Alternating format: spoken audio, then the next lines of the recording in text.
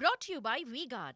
अन्य समाचार पर नजर करें तो समाचार बनासकांठाથી ઘી ફરાળી લોટ ચટણી અને મિનરલ પાણીમાં ભેળસેળ સામે આવી છે। સુરત બાદપુરા અને ડીસાની પેઢીઓને 16.50 લાખનો દંડ કરવામાં આવ્યો। ફૂડ વિભાગ દ્વારા 8 મહિના પહેલા આ સેમ્પલ છે એ લેવામાં આવ્યા હતા। હવે આ સેમ્પલ ફેલ ગયા છે।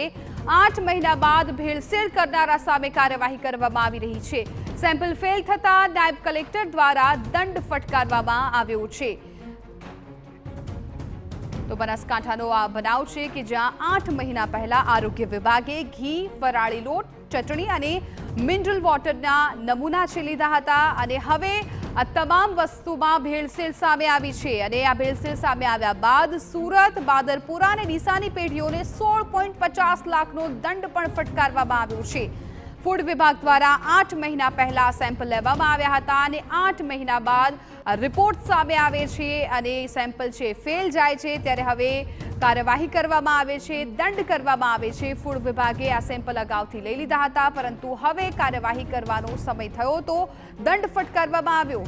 અમારા સંવાદદાતા અતુલ ત્રિવેદી વધુ જાણકારી આપી રહ્યા છે। અતુલ, जी ચોક્કસ બનાસકાંઠામાં જે ખાદ્ય પદાર્થો હોય છે ને તેમાં ભેળસેળને લઈને જે દંડ ફટકારવાની જે ઘટના છે એ સામે આવી છે।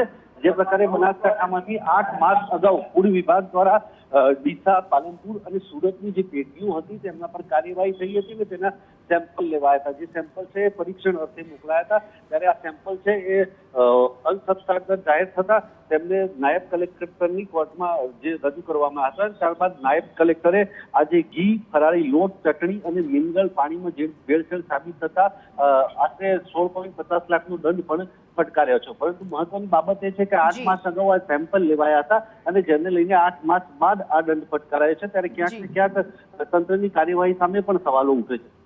બિલકુલ અતુલ, તો હાલ તો તંત્રની કાર્યવાહી પણ સવાલ ઉઠી રહ્યા છે। 8 મહિના પહેલા સેમ્પલ લેવામાં આવ્યા હતા અને 8 મહિના બાદ આ સેમ્પલનો રિપોર્ટ આવ્યો છે।